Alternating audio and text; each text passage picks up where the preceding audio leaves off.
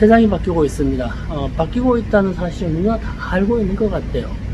잘 알면서 여기에 대처할 수 있는 방법이나 대처하고자 하는 것들에 대해서는 좀 무감각한 것 같죠. 오늘은 미술만 평 70회차 포스트 코로나와 미술시장 잡식 문화가 뜨고 있다. 옴니보의 또 다른 해석. 뭐 이렇게 제목이 되게 깁니다. 구독과 좋아요 해주시면 감사하지요. 안녕하세요. 1990년도 초중반에 미국 사회학자들이 미국의 시민의식을 연구하면서 옴니보 현상이라는 말을 많이 했었습니다. 거기에 대해서 오늘 이야기를 하고요. 그런 현상들이 우리나라에 어떻게 비춰지고 있는가, 코로나가 지난 이후 나중에 어떻게 변화가 있을까라는 이야기를 좀 해보고자 합니다. 지금 같은 경우는 범세계적으로 위기에 대한 불안증이 오래되다가 보니까 그러려니 하는 경향이 참 많은 것 같아요. 추후에 어떤 일이 일어날까 계획하기도 하고 어중간한 상태인 것 같습니다.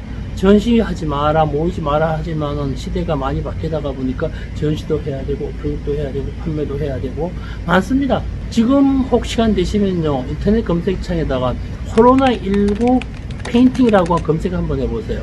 5만 가지의 이미지가 다 뜹니다. 마스크를 쓰자, 모이지 말자, 이겨내자, 함께 조심하자 등등. 그러한 그림들은 포스트가 아니라 지금 현재를 이야기하고 있죠. 물론 지금 현재를 극복해야 포스트를 이해할 수 있다는 말은 맞습니다만 말입니다. 그렇지만 제가 오늘 드리고 싶은 말씀은요, 포스트 코로나 했을 때 단순한 논리에서 좀 벗어났으면 좋겠다 해서 사회학적인 이야기를 좀 해보고자 합니다. 분명한 거는요, 코로나19가 사회 상황을 많이 변화시켰습니다. 온라인 사회 영역을 한 3년 이상 앞당긴 것 같습니다. 바이러스 백신이 나오고 완전 해소가 되었을 때 이 오프라인 세상 어떻게 받아들일 것인가에 대한 준비는 지금부터 해야 될 것 같습니다. 최근의 양상을 보면요, 오프라인 아트 페어를 치르지 못하는 환경이기 때문에 온라인 페어가 많이 일어나고 있습니다. 과연 이게 대안이 될까요? 좀 의심스럽습니다. 예전에 오프라인 아트 페어는요, 신진 작가들이나 마케팅이 필요한 화가들이 자기 비용을 들여서까지라도 참여를 했어야만 했었습니다. 그러면요, 구매자들은요, 대면 구매를 했었죠. 얼굴을 맞대고 작품을 사고 팔고 있었습니다. 거기에는요, 지인 판매도 있고요, 인사치료 사줘야 하는 것도 있었죠. 그러한 상황이 현재 온라인으로 넘어간다. 대면 없는 온라인 아트페어 신중할 필요가 있을 것 같습니다. 포스트 코로나 이후에 독이 될지도 모릅니다. 엊그제 모대 학보사에서 연락을 받았습니다. 옴니보 시대의 트로트 배제 심리, 트로트 열풍의 변화가 되나라는 어떤 학보 신문사 특집 기사를 쓰고 있다라고 하면서 인터뷰 요청하더라고요. 올 초 1월 달에 칼럼을 쓴 게 있었었는데 잡식 문화가 뜨고 있다라고 하는 칼럼을 보고 전화 온 것 같아요. 그때 이야기가 90년대 미국 사회의 옴니보 문화가 우리나라에도 찾아들고 있다는 것을 염두에 두어야 한다라고 했던 것 같아요. 해소하신 분 계실지 모르겠지만 옴니보라고 하는 건 잡식동물을 지칭합니다. 미국의 사회학자 90년대의 미국 사회의 이러한 현상에 대해 여러 가지 연구 조사를 했는데요. 그 결과를 보면 이런 게 있었습니다. 첫 번째로 나오는 것이 사회적 계급의 이동이 용이한 시대다. 다른 무리의 사람들과 소통이 일어나기 때문에 결국은 다양한 문화를 시도할 수밖에 없다. 우리 예를 들면요, 대중 스타가 대기업이나 그룹사 회장님 이렇게 결혼을 하더라, 아니면 함께 어울리더라라고 하는 거나 비슷한 것 같습니다. 두 번째로는 좋다라는 가치가 내 것만 좋고 남의 것 나쁘다는 속물건성에 대한 것을 해소시켰다고 봅니다. 돈을 벌면은 내가 하는 문화가 더 고급화되어질 수 있다. 자본주의가 속물건성이라는 걸 다 해소시켜버렸죠, 이미. 세 번째로는 예술 세계에 대한 변화를 꼽습니다. 과거에는요, 엘리트주의자들이 세워놓은 예술의 미적 기준이나 가치 판단, 이것 이외는 다 조속하다라고 이야기를 해줬죠. 조속하다고 했던 그 기준 이외의 예술은 비싼 가격에 거래되거나 했었는데 지금 양상이 많이 바뀌어버렸습니다. 예술 세계의 변화의 속성을 꼽는 것이 고급이라고 했던 미적 가치, 미적 기준이 돈이라고 하는 자본의 힘에 의해 가지고 대다수가 무너져 버리고 비싼 것이 좋은 예술일 수 있다라고 하는 가치가 사라져 버렸다는 거죠.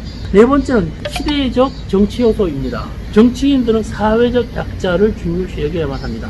2차 세계대전 이후에 태어나서 교육을 받고 풍족하게 살던 미국인들이 선조의 혜택과 상관없는 많은 것들을 이야기하고 있죠. 있다 없다에 대한 부분보다도 내가 하고 있는 것이 곧 우리의 문화일 것이다 라고 하는 자구책이 마련됐다고 얘기를 해요. 그리고 마지막으로는 지배적 지위자들에 대한 정치적 요소라고 보고 있더라고요. 그 자체가요. 지배적 지위 집단은 자신들의 이익에 적합한 방식으로 대중들을 계도하고 정의해 왔습니다. 필요 없는 하위 집단 문화를 만들어 놨죠. 나는 너희들과 달라. 나는 특별해라고 구분 지어 놓고 나서 정치적 도구로 사용하죠. 너희들이 필요한 것을 필요 있게 해줄게. 이런 것들이 100년 가까이 지나오면서부터 고급과 저급이라고 하는 개념이 통합됐다는 거죠. 옴니보어라고 하는 것은 계급과 계층의 상위자들이 가장 아랫단위의 하급 문화를 공통적으로 수용하는 시대가 됐다는 거죠. 우리나라도 90년대의 미국 사회와 비슷한 양상을 가지고 있습니다. 사회적 계급에 의해 은근히 천대받던 트로트가 현재는 시대의 중심이 되고 있죠. 송가인이라는 가수 참 예쁘잖아요. 노래도 잘하고. 그런데 송가인은 뚜렷한 자기 노래가 없습니다. 그럼에도 불구하고 트로트의 중심이 되고 있죠. 송가인 자체가 트로트가 되고 마케팅이 되죠. 근데 이걸 다시 말하면요, 미술계에도 비슷한 양상이 오고 있다고 봅니다. 화가가 그림을 그려서 그림을 마케팅하는 것이 아니라 화가 자체가 그림 자체가 되는 것이죠. 화가가 움직이면서 미술품이 함께 움직여지는 사회, 그 시대적 변화가 지금 준비해야 된다고 생각을 합니다.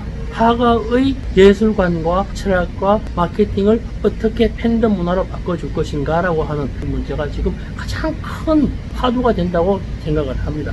작품이 우선시되는 시대에 대한 종말이라고 저는 감히 얘기하고 싶습니다. 예술가 자체에 대한 마케팅과 예술가 작품의 가치를, 마케팅 그 자체가 예술 작품의 가치를 정하는 시대가 됐다고 보여주는 것이죠. 예술가요, 창작하고 만들어내고 연출하는 그 자체가 예술인 시대가 되었습니다. 오늘은 포스트 코로나에 대한 대안은 아니지만 상황에 대한 변화가 올 것이라고 하는 이야기를 조금 해봅니다. 고맙습니다. 즐거운 하루 되세요.